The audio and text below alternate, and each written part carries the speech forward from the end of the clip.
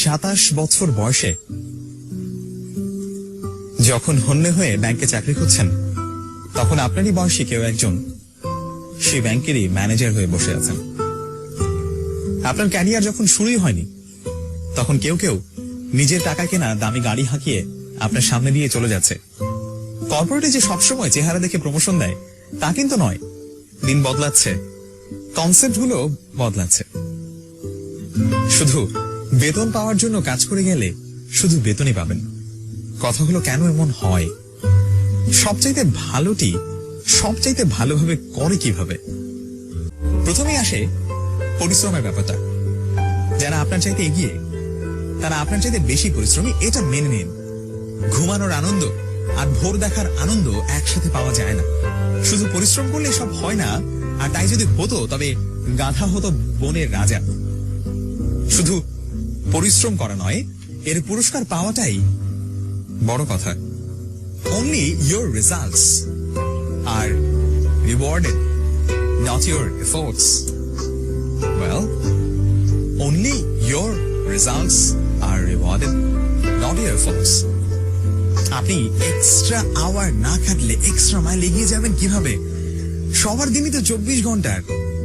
আমার বন্ধুকে দেখেছি, অন্যরা যখন ঘুমিয়ে থাকে তখন সে রাত জেগে আউটসোর্সিং করে। ও রাত জাগার সুবিধাটা পাবেই। আপনি বাড়তি কি করলেন সেটাই ঠিক করে দেবে আপনি বাড়তি কি পাবেন। আপনি ভিন্ন কিছু করতে না পারলে আপনি ভিন্ন কিছু পাবেন না। বিল গেটস রাতারাতি বিল গেটস হননি। শুধু ভার্সিটি ড্রপ আউট হলেই স্টিভ জবস কিংবা জুকারবার্গ হওয়া যায় না।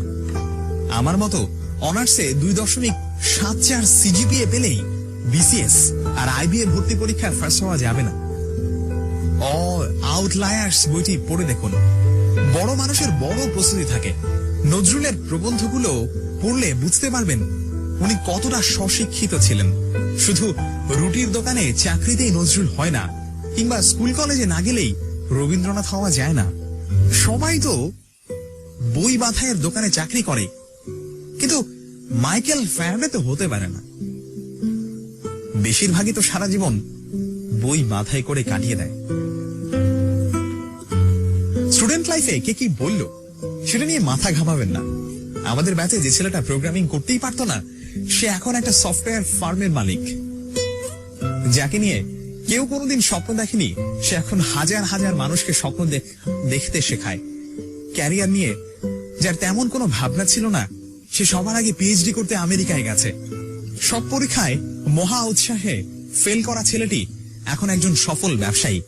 আপনি কি পারেন কি পারেন না এটা অন্য কাউকে ঠিক করে দিতে দেবেন না। পাবলিক ভার্সিটিতে চান্স পাননি, প্রাইভেটে পড়ছেন কিংবা ন্যাশনাল ভার্সিটিতে, সবাই বলছে আপনার লাইফটা শেষ।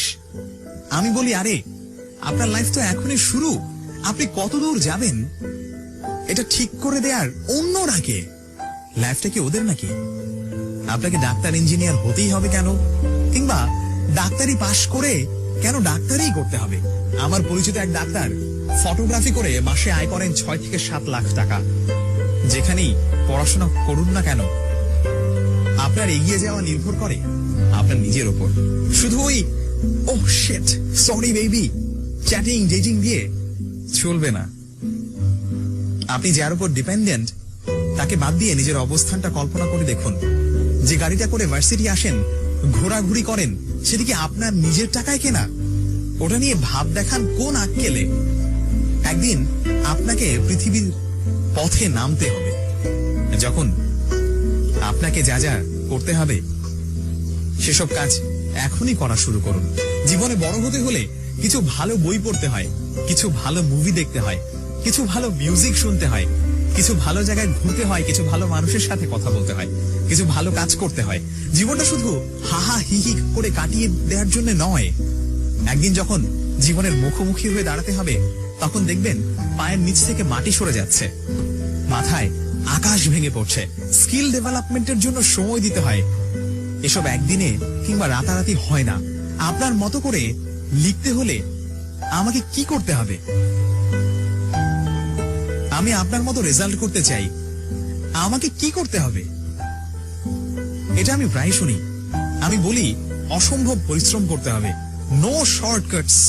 Sorry, sorry, no shortcuts. Reply আসে, কিন্তু পড়তে যে ভালো লাগে না। কি করা যায়? উত্তরটা একটু ভিন্ন ভাবে দেই। আপনি যখন স্কুল কলেজে পড়তেন, তখন সে সময় আপনার ফার্স্ট বয় বন্ধুটি পড়ার টেবিলে মুখ থুবড়ে পড়ে থাকতো। সে সময় আপনি গার্লস স্কুলের সামনে গিয়ে দাঁড়িয়ে থাকতেন। এখন সময় এসেছে ও ওখানে গিয়ে দাঁড়িয়ে থাকবে, আর আপনি পড়ার টেবিলে বসে থাকবেন। জীবনটাকে যে সময় চাবুক মারতে হয়, সে সময় জীবনটাকে উপভোগ করলে, যে সময় জীবনটাকে উপভোগ করার কথা, সে সময় জীবনটাকে উপভোগ করতে পারবেন না। এটাই তো স্বাভাবিক, এটা মেনে নিন। মেনে নিতে না পারলে